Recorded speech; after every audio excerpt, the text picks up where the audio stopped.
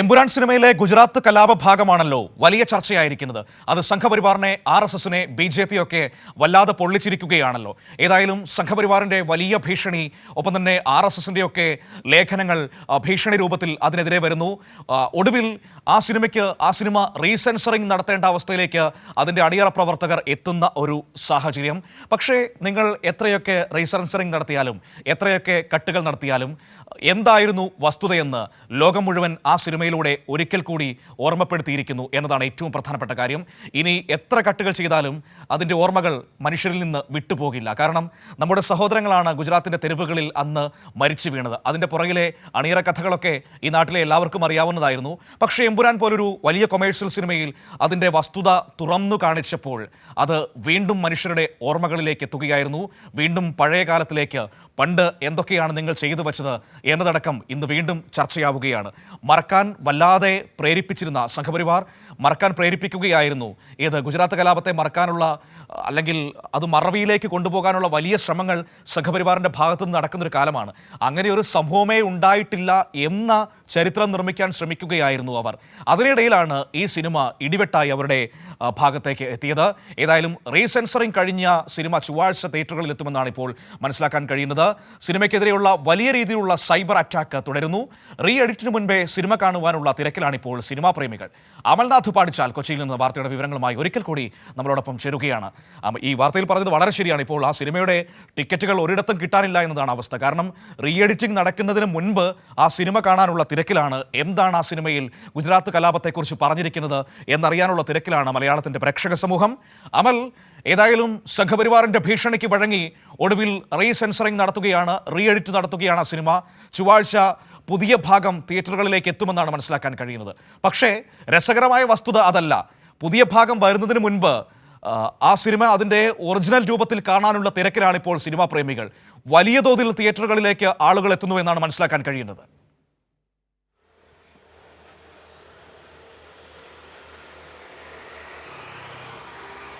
മനു, തീർച്ചയായും എമ്പുരാൻ എന്ന സിനിമ റിലീസിന് മുമ്പേ തന്നെ വലിയ ചർച്ചാ വിഷയമായതായിരുന്നു. കഴിഞ്ഞ വ്യാഴാഴ്ചയോടുകൂടിയാണ് ഈ സിനിമ റിലീസ് ചെയ്തത്.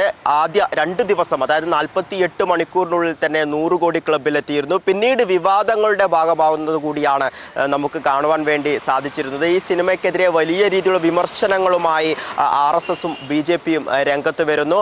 പിന്നീട് ഈ സിനിമയുടെ ഡിമാൻഡ് ഒന്നുകൂടി കൂടി എന്ന് വേണമെങ്കിൽ നമുക്ക് പറയാൻ വേണ്ടി സാധിക്കും. കാരണം ഈ സിനിമയിൽ എന്തൊക്കെയാണ് പറഞ്ഞിരിക്കുന്നത് എന്ന് ഈ ആരാധകർക്ക്, അല്ലെങ്കിൽ സിനിമാ പ്രേമികർക്ക് വലിയ രീതിയിലൊരു ആകാംക്ഷ ഉണ്ടാക്കുന്ന കാര്യങ്ങളായിരുന്നു പിന്നീട് ഉണ്ടായിരുന്നത്. ഈ ഒരു സിനിമയിലെ പ്രധാനപ്പെട്ട, അല്ലെങ്കിൽ ഇത്തരത്തിലുള്ള ചില കാര്യങ്ങൾ എഡിറ്റ് ചെയ്ത് മാറ്റണം എന്ന രീതിയിലുള്ള വിമർശനങ്ങളായിരുന്നു RSS ഒക്കെ ഉന്നയിച്ചിട്ടുണ്ടായിരുന്നത്. ഇതിൻ്റെ ഭാഗമായി ഏകദേശം 17ലധികം സീനുകൾ എഡിറ്റ് ചെയ്ത് മാറ്റുന്നുണ്ട്. ഒപ്പം തന്നെ പ്രധാനമായും ഈ ഗുജറാത്ത് കലാപവുമായി ബന്ധപ്പെട്ട കാര്യങ്ങൾ, ഒപ്പം സ്ത്രീകൾക്കെതിരെ, അന്ന് ഗുജറാത്ത് കലാപത്തിൻ്റെ ആ ഒരു സമയങ്ങളിൽ സ്ത്രീകൾക്കെതിരെ വലിയ രീതിയിലുള്ള ആക്രമണങ്ങളൊക്കെ തന്നെ നടന്നിരുന്നു. അതൊക്കെ ഈ സിനിമയിൽ പ്രതിപാദിക്കുന്നുണ്ട്. അത്തരം കാര്യങ്ങളൊക്കെ എഡിറ്റ് ചെയ്ത് മാറ്റണം. ഒപ്പം തന്നെ ഇതിലെ വില്ലൻ്റെ ആ ഒരു പേര്, ബജ്രംഗി എന്ന ആ ഒരു പേര് എഡിറ്റ് ചെയ്ത് മാറ്റുക, അല്ലെങ്കിൽ ആ ഒരു സമയത്ത് വില്ലൻ്റെ പേര് പറയുന്ന ആ ഒരു സമയത്ത് സൗണ്ട് നൽകാതിരിക്കുക. ഇത്തരം കാര്യങ്ങളൊക്കെയാണ് ഇനി ഈ സിനിമയുടെ റീ എഡിറ്റിങ്ങിൻ്റെ ഭാഗമായി ഉണ്ടാവുക. ഇതോടുകൂടി, അതായത് ചൊവ്വാഴ്ചയോടുകൂടി റീ എഡിറ്റ് ചെയ്ത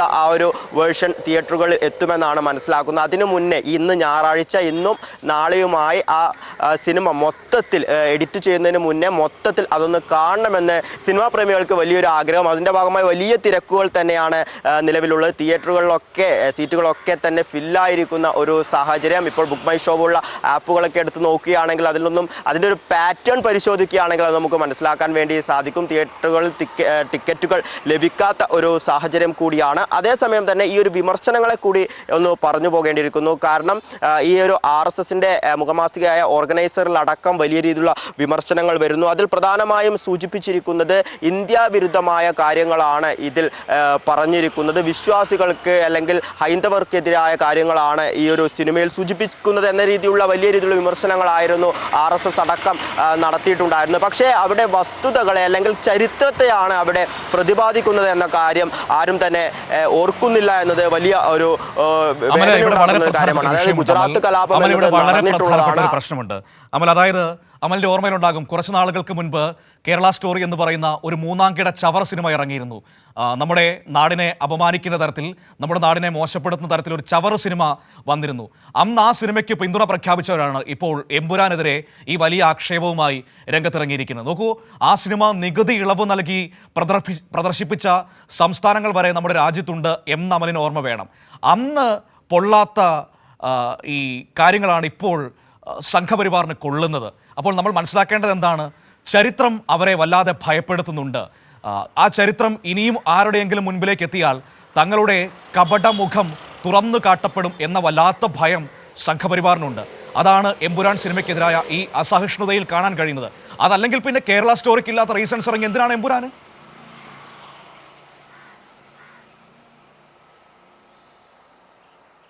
മന്നു, തീർച്ചയായും ഭയം തന്നെയാണ് ഇതിൻ്റെ പിന്നിൽ ഉള്ളത് എന്ന് നമുക്ക് മനസ്സിലാക്കാൻ സാധിക്കും. കാരണം ഇപ്പോൾ സൂചിപ്പിച്ചതുപോലെ തന്നെ 2002 നടന്നതാണ് ഈ ഗുജറാത്ത് കലാപം. നരേന്ദ്രമോദി ഭരിക്കുന്ന ആ ഒരു സമയത്ത് ആയിരുന്നു ഗുജറാത്ത് കലാപം ഉണ്ടായിരുന്നത്. വലിയ രീതിയിൽ ഒരുപക്ഷെ നമുക്ക് പറയാം, ബാബറി മസ്ജിദിൽ ഉണ്ടായിരുന്ന ആ ഒരു കലാപത്തിനു ശേഷം അല്ലെങ്കിൽ അതിനോട് സമാനമായ വലിയ രീതിയിലുള്ള വർഗീയ കലാപം തന്നെയായിരുന്നു ഇവിടെ ഉണ്ടായിരുന്നത്. അത് ചരിത്രമാണ്. നമ്മളൊക്കെ പാഠപുസ്തകങ്ങളിലൊക്കെ തന്നെ പഠിച്ചിട്ടുള്ളതാണ്. നമ്മൾ പലയിടങ്ങളിലും ഇത്തരം കാര്യങ്ങളൊക്കെ പഠിച്ചിട്ടുള്ളതാണ്. ആ കാര്യങ്ങളെയാണ് ഒരു കലാസൃഷ്ടി എന്ന രീതിയിൽ ആരാധകർക്ക് അല്ലെങ്കിൽ സിനിമാ പ്രേമികൾക്ക് മുന്നിൽ എത്തിച്ചിട്ടുണ്ടായിരുന്നത്. അതിലെ കാര്യങ്ങളൊക്കെ തന്നെ വസ്തുതകളാണ്. അന്ന് സ്ത്രീകൾക്കെതിരുണ്ടായ ആക്രമണങ്ങളൊക്കെ തന്നെ വസ്തുതകളാണ്.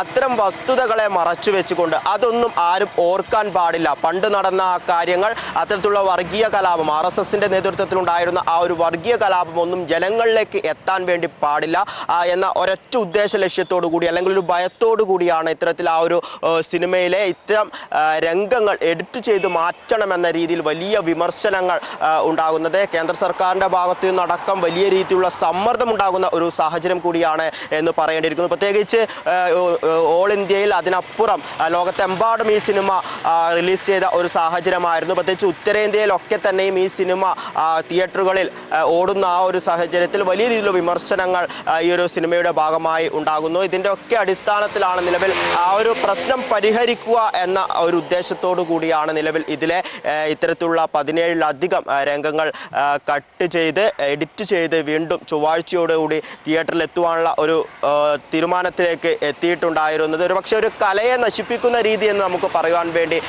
സാധിക്കും. ഇത്തരത്തിൽ രാഷ്ട്രീയപരമായ അല്ലെങ്കിൽ ചിലരുടെ സ്വാർത്ഥ താല്പര്യങ്ങളുടെ ഭാഗമായ ഒരു കല നശിക്കുന്നു. അതായത് അതിലെ ഒരു രംഗമാണ് കട്ട് ചെയ്ത് മാറ്റുന്നതെങ്കിൽ പോലും അതിൻ്റെ ആ ഒരു പൂർണ്ണത പിന്നീട് നമുക്ക് ലഭിക്കുകയില്ല. അത്തരത്തിൽ 17ലധികം സീനുകളാണ് ഇവിടെ കട്ട് ചെയ്യുന്നത്.